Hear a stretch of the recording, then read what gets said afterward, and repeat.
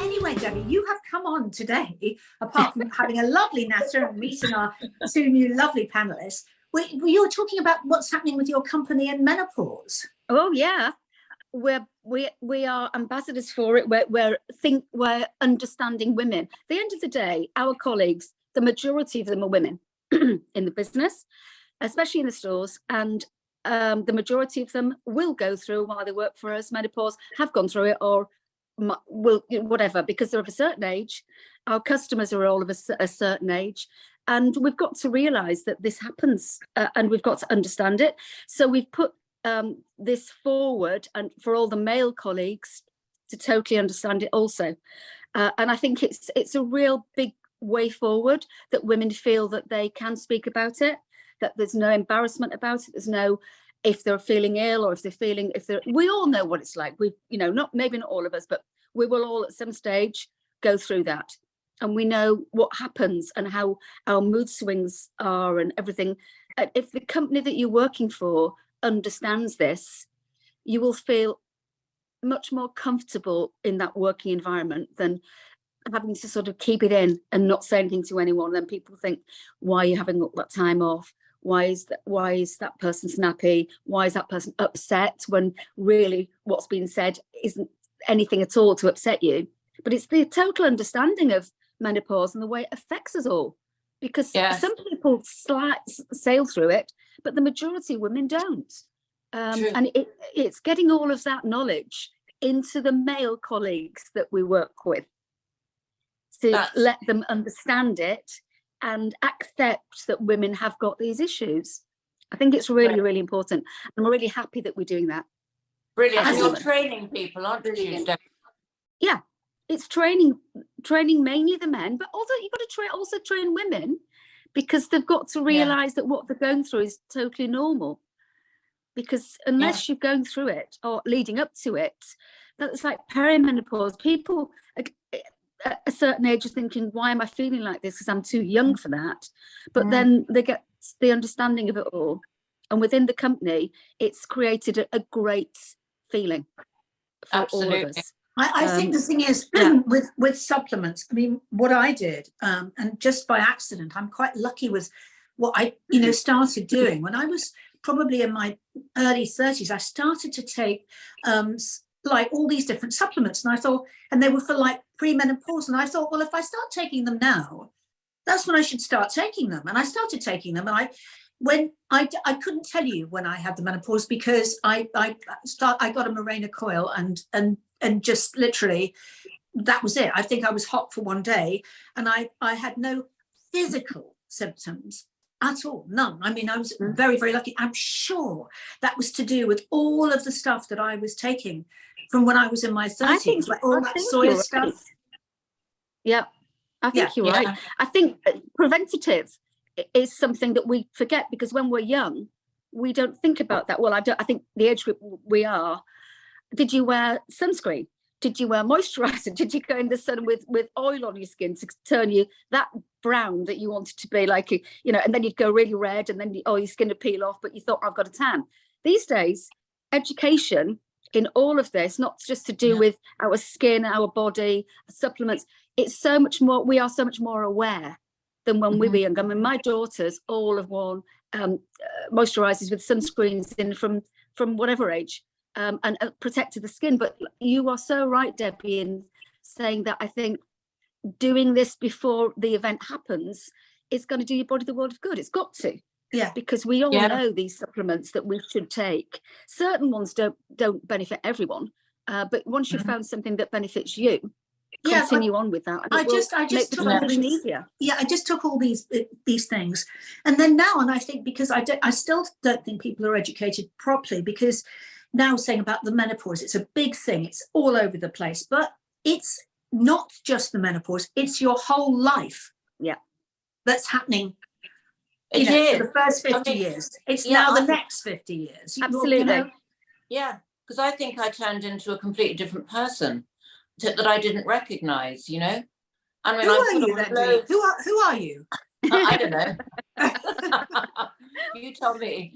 Because I think it was like I put on loads of weight for a start. I didn't even think it was the menopause. But looking back, I could see now, you know, the perimenopause, how it started, and then building up to it, and then during it, and then afterwards, you know, there's still kind of things happening. And I think you're right. I think we have to be aware of that. And it's so great there's so much awareness out there. Yep. Well, we just, because we are mainly female led in our workforce, the college, there's so many women, and as I've said, of the age where this is going to happen, that we've got to make all our male colleagues totally aware of this. It's not like, oh, she's having a bad day. No, she's not having a bad day. It's what her body is doing to her. Her hormones are all over the place. Everything's going a bit haywire, and I don't know what to do with myself, you know. And as long as everybody's aware of that, and not to use it as an excuse, oh, she's having a bad day because of da-da-da-da-da. I mean, we've got to not have that sort of bullying thing coming in where people feel I shouldn't speak about it because they're going to sort of have a smirk or say, oh, she's having a bad day. None of that. That's gone in our company. Our company now are very aware of situations, and the help is there when needed. And I think that's important. HR are really, really good. Yeah. You think about only 50 years ago, 40 years ago even, how all these things, nobody could talk about them. It's so absolutely good to be able to talk. And I mean, I remember my grandma. So when I was about 6 or 7 years old, I remember my grandma was always hot. She was always having hot flushes, right? And it was always like, oh, mum was hot, going like, oh, like this. And it went on for years. And I was thinking back how old she must have been then. Okay. Yeah. So she was only 50. She was 55 then. And I remember this going on for at least 10 years. Wow. As I was, so, she was always, it was like, whoa, here we go. Everything's thrown off. Yeah. Yeah. No, I've got friends that are like that. No, I'm a bit like you, Debbie. I sort of sailed through it. I started my periods when I was 10. So it was like, wow, what on earth is this going on? Because I didn't know what anything was about. But I finished probably about 56, 57. But my periods just stopped. Me too. And I didn't get any feelings of anything. So, but it didn't stop me not understanding it, because I had so many friends that were going through it that I researched it myself to find out what was going on. And also, why didn't it happen to me? There are some people that it's like you've just said for yourself. I didn't take supplements as such, and I haven't been on HRT or any of that, but I've just seemed to have sailed through it. But family history, I mean, my grandma had my mother at 54 years old. Now that is unbelievable. Well, I'm just more impressed that she had sex at 54 years old. 54. Apparently, she had her at home, had my mother at home. And one of the older children put her baby in a drawer and put her under the table in a drawer, because he used to put babies in drawers, didn't have cots and things. Had a baby in a drawer. And my grandfather came home and Dad looked at the baby because he thought there'll be something wrong with this baby. 54 years. Anyway, no, she was perfect. But our family history all went on for quite a long time with a long spell of having periods. Sort of, my mum was the same, my sister was the same, but my sister's had a really bad time with menopause, so she's very different to me. She had a really bad time with it. She ended up having to go get a hysterectomy, and people do suffer. So I think awareness is a really big bonus. Education and awareness. Yeah, because there's such a stigma around it and such an embarrassment. I think women used to be afraid of admitting to it because it meant they were getting old. And that was an embarrassing thing to admit to. And I think the other thing which has fascinated me is how multifaceted it is. It isn't just physical, it's also psychological and mental, and there's depression and anxiety and forgetfulness, and it feels like you've got Alzheimer's, and there's so many different symptoms that if people understand that, I think that makes a huge difference. Yeah, absolutely. I mean, my friend the other day said to me, I keep forgetting things. I said, well, as long as you know your name and where you live, you're fine. She forgets everything, and she said it's definitely menopause because I can't remember. I have to write everything down. I can't remember things. I said, but that's all it is. There's nothing wrong with you. You're fine. Should I put my purse in the fridge? When I was putting the shopping away, I couldn't find my purse till I went in the fridge again. I went, we've all done that. We've all put things away, and Yeah. So, but no, we've got a good mentally healthy workforce in our team, wherever they might be as women, whether they're in the offices, whether they're in the shops, wherever they are, simply because we're working together as a team.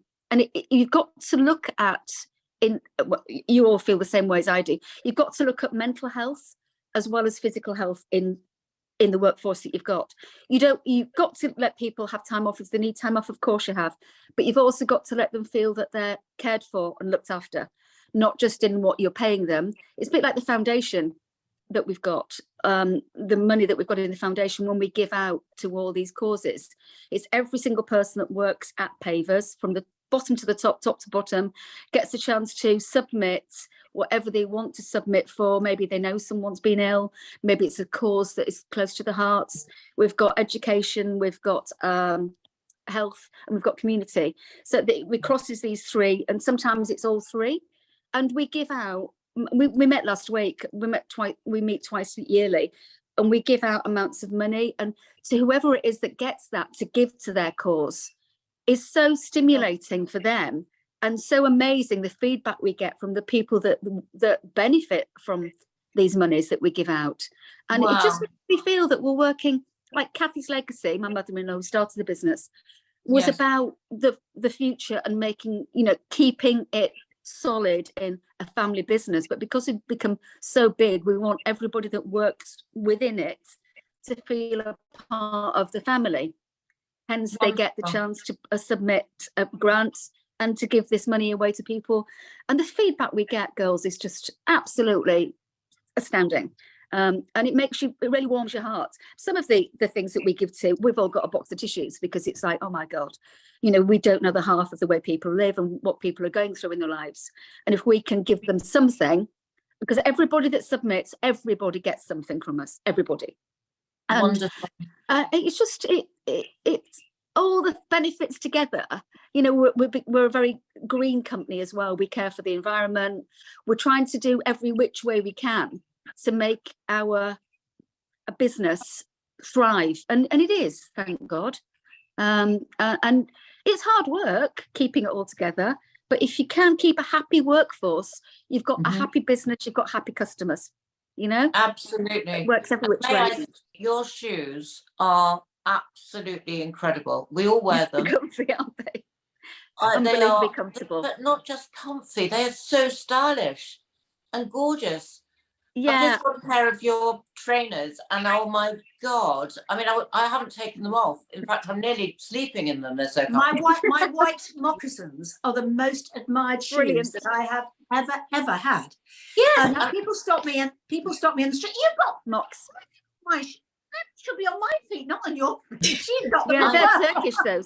They're absolutely so comfy. I tried to steal Debbie's, but in the end I had to buy a pair for myself. They are the best shoes in the world. And I've got boots. Oh, thank you. Beautiful boots with fur around the winter. I bought another pair of boots with brown leather. Oh my God, they're so gorgeous. And I still want to wear them. My sort of, what is it? Not Jones style boots. Sort of, I can't remember what style they are. They're just plain brown boots, which are just beautiful. Everything is lovely, Debbie. So we love being part of you and you part of us. Yes, absolutely. We love you. We really do. And darling, can you come back and see us soon? Because there's so much more to talk about. You too. You'd love to. Absolutely, I'd love to. Lovely So to meet you two new ones. Oh, it's See so you lovely soon. to hear about your business. It sounds just wonderful what Thank you're doing. you. Well, we try hard. Really brilliant. Thank you so much, darling. I'll see you very soon. All right, darling. Lots of love, girls. Bye. Bye.